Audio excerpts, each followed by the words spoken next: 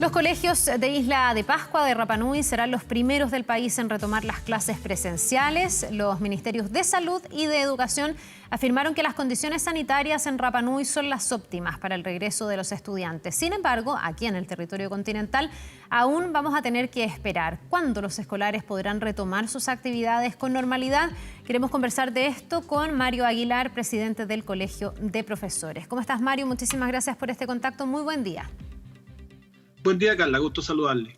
A ver, partamos hablando de lo que va a pasar en Rapa Nui. ¿Qué les parece desde el Colegio de Profesores que se retomen las clases en Isla de Pascua? No hay casos desde abril de este año y por lo tanto los ministerios han considerado que hay condiciones óptimas y su propio alcalde también. Sí, no sé si óptimas porque evidentemente igual hubo casos de contagio y hay algún tipo de contacto con el continente, muy disminuido, pero hay algún tipo de contacto. Yo conversaba con algunos colegas y hay preocupación. Pero evidentemente Isla de Pascua tiene una condición especial. Son más de 2 meses sin que se hayan reportado nuevos casos y tiene un contacto bastante reducido con el continente, es decir, con el resto del país. En ese sentido es obviamente una condición que tal vez solo Juan Fernández podría ser similar. No existe otra zona del país donde se den condiciones de ese tipo, por lo tanto es especial, es muy distinto a lo que pasa en el resto del continente, pero igual nosotros vemos con preocupación porque el riesgo de contagio en los colegios, eso está reportado, está estudiado con informes tanto chilenos, estudios chilenos como extranjeros. Yo estuve hace poco leyendo un reporte de la Agencia Gubernamental de Estados Unidos que está haciendo seguimiento al COVID-19 y ubica a los colegios como puntos de alto riesgo, muy alto riesgo de contagio. Tenía una clasificación el estudio de bajo riesgo, mediano riesgo, alto riesgo y muy alto riesgo. Y los colegios, junto con cines y lugares cerrados que congreguen mucha gente, son los lugares de muy alto riesgo. Entonces, con un caso que haya en la isla, usted al tener los colegios funcionando puede generar una propagación muy grande. Así que nosotros lo vemos con preocupación. Y creemos que va a haber que hacerle mucho seguimiento y estar muy encima y además ser muy riguroso con los protocolos sanitarios que se han establecido. Y obviamente no creemos que eso pueda ser un precedente para el resto del país pensando en una vuelta a clase en el corto plazo al resto del país porque evidentemente son condiciones muy, muy distintas. Sabemos que es corto plazo porque evidentemente la situación que estamos no se volverá a clases porque no están las condiciones óptimas y estamos además en un aumento de casos permanente. Pero, Mario, ¿ustedes hacen alguna proyección de cuándo se podrían retomar las clases? Hay países que ya definitivamente han dicho, incluso aquí en Latinoamérica, estaba leyendo el caso de Colombia, en Barranquilla, se acaba de anunciar que no van a tener clases este 2020 de forma presencial, ya optaron por lo online necesariamente. Sí, nosotros creemos que no se puede descartar ese escenario de que no se pueda volver durante todo el año 2020, de ninguna manera, porque en el estado que estamos, y hemos visto cómo esto ha avanzado muy rápido, digamos, o sea, piénsese que el 15 de marzo se suspendieron las clases, se decretó emergencia en Chile, y estamos ya casi finalizando junio, se nos ha pasado volando, y la situación sanitaria está más grave cada día, digamos, digamos, se ha dicho que en los últimos 2 días había una leve disminución, pero obviamente hemos llegado a un punto donde en el corto plazo, ¿y qué es lo que es corto plazo? Si pensamos que según los mismos epidemiólogos y los expertos señalan que deben haber al menos 14 días sin que haya reporte de nuevos casos, que tiene que haber un RO inferior a 1, Chile está en 5, me parece que fue el último dato que leí, que es la tasa de contagio, o sea, estamos muy lejos, y finalmente el tiempo va pasando, entonces yo creo que hay que prepararse para la eventualidad de que efectivamente no se pueda en todo el año y eso significa dotar de mejores condiciones al formato a distancia, tanto a nosotros como docentes que hemos trabajado en condiciones bien precarias, casi con el esfuerzo personal, porque apoyo en términos logísticos ha habido muy, muy poco o casi nada. El internet lo pagan mis colegas, los teléfonos, el uso de computadores, todo ha sido con cargo nuestro. Cosa que hemos asumido porque tenemos un compromiso con nuestros estudiantes, pero evidentemente se requiere un mayor soporte y sobre todo a las familias que no tienen conexión. Me parece que ese es el esfuerzo que tendría que centrarse el Ministerio. Nosotros hemos dicho que la suspensión de la prueba SIMSE nos parecía técnicamente lo adecuado porque no tiene ningún sentido hacerla en este contexto, pero también nos parece que por razones económicas, en el sentido de redistribuir recursos, más de 20.000 millones que se gastan en el CIMSE, podrían ir en apoyo de las familias que no tienen condiciones para una buena conectividad. Perfectamente eso podría tener un destino mucho más útil, mucho más adecuado al momento, y por lo tanto creemos que hay que prepararse tanto para la contingencia que se pudiera volver, cosa que vemos muy difícil porque tienen que cumplirse condiciones sanitarias muy estrictas, que estamos muy lejos de ellas, y condiciones en los colegios de infraestructura.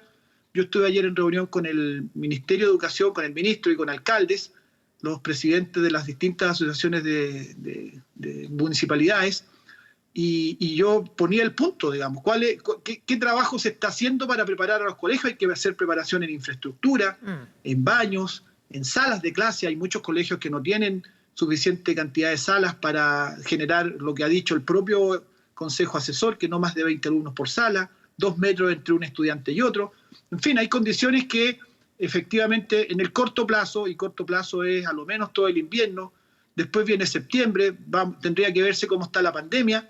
Yo creo que hay que dar un refuerzo mucho más fuerte a las familias que no están pudiendo conectarse. Sí, antes de entrar de lleno al tema del refuerzo y el balance que se hace de cómo ha sido hasta ahora el proceso por Internet, ¿cuál es como la línea de fuego, el deadline, por decirlo así? ¿Hasta cuándo se podría pensar desde el punto de vista pedagógico en retomar el año escolar, suponiendo que están las condiciones, que la pandemia está más controlada?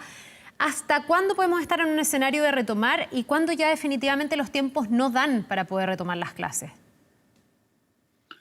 Mire, yo le quiero decir que incluso en la eventualidad que se pudiera retomar las clases en el segundo semestre, que hoy día no se ve muy factible, pero supongamos que se pudieran generar esas condiciones, ya este año fue anormal, ya no fue un año normal, ya no fue un año que uno pueda decir, digamos, hubo una cierta regularidad pedagógica. Lo que se está pudiendo hacer es más bien un acompañamiento escolar, incluso en el caso de volver a clases presenciales, en las condiciones que se volverían igualmente no serían condiciones normales, por lo tanto probablemente no se asistiría todos los días.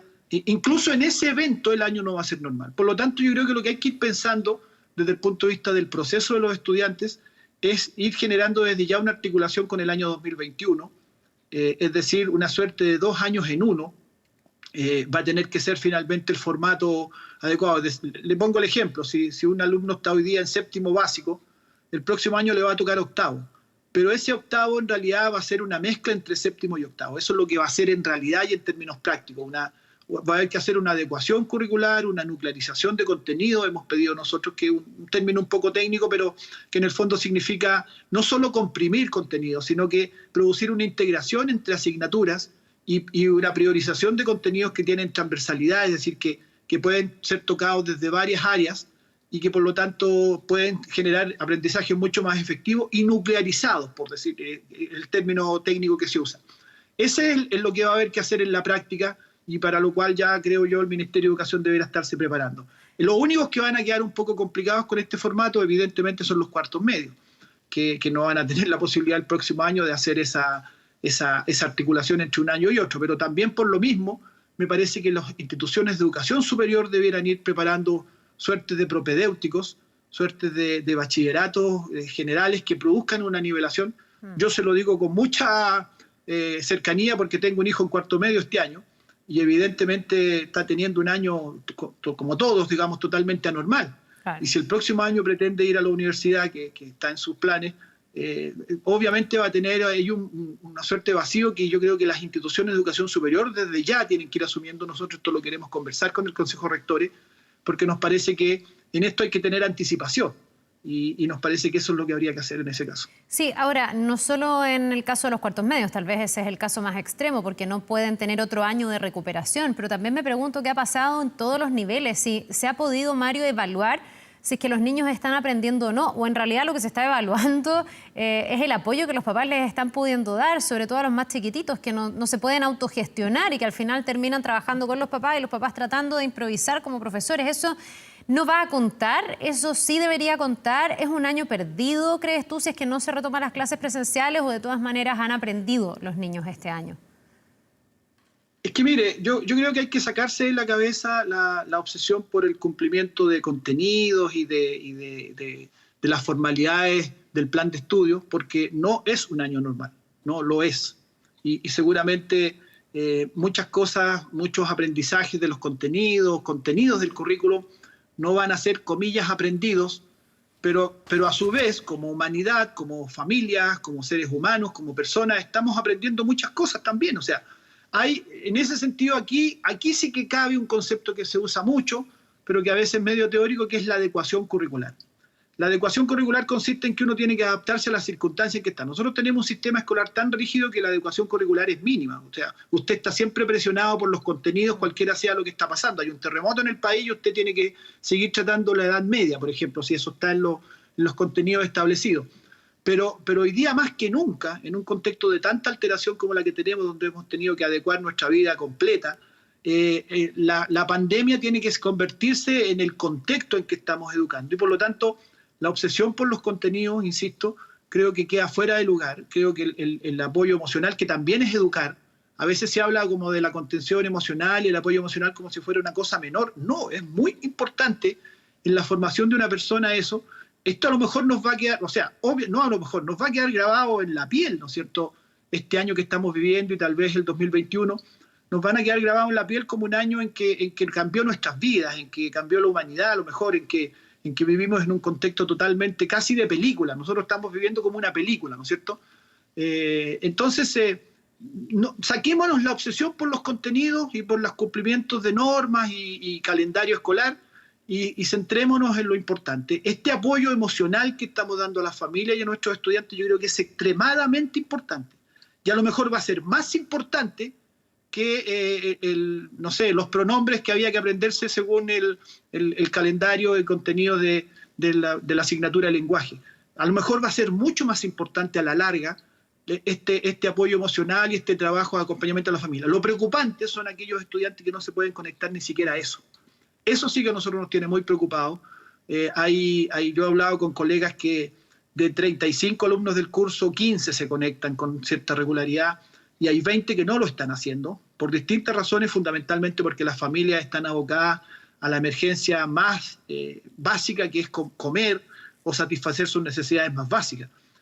O también familias que no tienen conectividad, que tenían el teléfono, era la única conectividad que tenían y ahora se los cortaron porque no lo han podido pagar. Entonces, hay cuestiones muy elementales en las que yo insisto que se debe priorizar el apoyo por parte del Ministerio de Educación. Internet gratuito hemos levantado nosotros, o internet subvencionado por el Estado para las familias que no tienen, para zonas que no tienen conectividad. Ojo, ustedes mismos han pasado la noticia de alumnos que se suben arriba del techo para tener conexión y poder hacer su clase por Zoom o por algún formato de los que se estén usando. Eso a mí me parece inaceptable, que haya zonas del país que tienen tanta discriminación y quedan tan alejados. Hoy día la tecnología no es ya un lujo. Hoy día es un tema de primera necesidad para trabajar, para estudiar, para hacer trámites, en fin, para tantos temas. Y todavía hay zonas del país, y nosotros eso lo vivimos, como hay muchas escuelas nuestras que tienen equipamiento de computación porque les llegó, pero no tienen conectividad. Es bien absurdo. Y esas son cosas que tienen que corregirse en este lapso, me parece. Ahí tendría que estar la prioridad del Ministerio de Educación, creo yo. Sí, de eso quiero hablar, del rol del Ministerio de Educación. Me dice que se juntaron ayer, que estuvieron también con los alcaldes. ¿Se ha logrado un trabajo coordinado? Porque hemos visto harto enfrentamiento público y no sé cuál es el espíritu para enfrentar los meses que quedan de este año y para hacer estas mejoras, por ejemplo, para que evidentemente brechas que ya existían no se sigan agudizando con familias que no están pudiendo acceder a las clases online. ¿Cómo están los ánimos para trabajar en conjunto, Mario? Nosotros tenemos la mejor disposición. Cuando se trate del beneficio de nuestros estudiantes, de nuestros colegas o de nuestros compañeros de trabajo asistentes de educación, cuando se trate del beneficio de las comunidades escolares, nosotros siempre vamos a estar disponibles. Lo que pasa es que hemos tenido que enfrentarnos con el Ministerio porque justamente cuando hemos visto amenazado eso, cuando nos querían hacer volver a clase el 27 de abril, después Piñera dijo en mayo, cuando estaba la cosa esta absurda del CIMSE, que finalmente tuvimos que levantar la voz muy fuerte y decir, vamos a llamar a boicotearlo si lo hacen, porque nos parecía tan fuera de lugar y descabellado. Bueno, hemos tenido que enfrentarnos, pero el ministro nos invitó a la reunión ayer y ahí estuvimos, y estuvimos en un diálogo bastante directo con él y con los alcaldes, un diálogo bien franco, bien llano, respetuoso, pero cada uno diciendo su parte. Y nosotros insistimos en lo siguiente: estamos muy disponibles a colaborar en aquello que sea indispensable, en todas estas necesidades que tenemos, pero también vamos a ser muy firmes en que cuando quieran tomar medidas que puedan afectar nuestra salud, la de nuestra gente, a nuestros niños, a nuestros estudiantes, nosotros vamos a estar ahí en una postura firme y clara. Y yo creo que se dio un buen diálogo, se entendió que nosotros no vamos a ir ahí a negociar ni a entrar en palmoteos de espalda, sino que vamos a ir ahí disponibles a trabajar por el bien de nuestras comunidades escolares, y eso es lo que vamos a seguir planteando, tanto públicamente como en esas reuniones. Si de parte de ellos está ese mismo ánimo, yo creo que lo debe estar, espero que sí. Los alcaldes yo creo que han jugado un papel bien importante también en todo esto, hay que reconocerlo. Nosotros muchas veces peleamos con los alcaldes por cuestiones laborales, por distintas cosas, pero en todo este episodio pandemia, yo creo que hemos estado más bien en posturas muy similares, digamos. Ellos han recogido bien el sentir de las comunidades escolares y han sido también quienes han estado en una postura similar a la nuestra, de que cuando querían volver a clase, así esforzando, cuando fue la nueva normalidad, y provocó pavor en las comunidades cuando Piñera dijo se vuelve en mayo. Imagínese lo que provocó en los apoderados. Bueno, no sé, a usted misma le puede haber pasado. ¿Cómo van a volver a clase si estamos en plena pandemia y esto está creciendo día a día? Y después, imagínese usted si hubiéramos vuelto a clase en mayo. Tuvimos que ponernos firmes cuando vino eso. ¿Se imagina usted la tragedia que tendríamos hoy día en Chile si se hubiera vuelto a clase en mayo como pretendía el presidente de la República?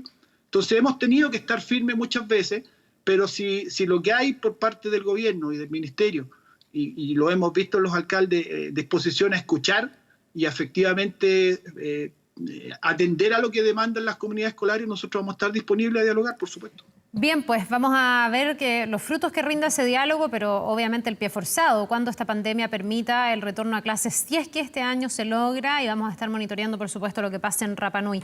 Mario Aguilar, presidente del Colegio de Profesores, muchísimas gracias por habernos acompañado esta mañana. Gracias, Carla, que esté muy bien. Igualmente, nos vemos. Vamos a una pausa, ya estamos de regreso.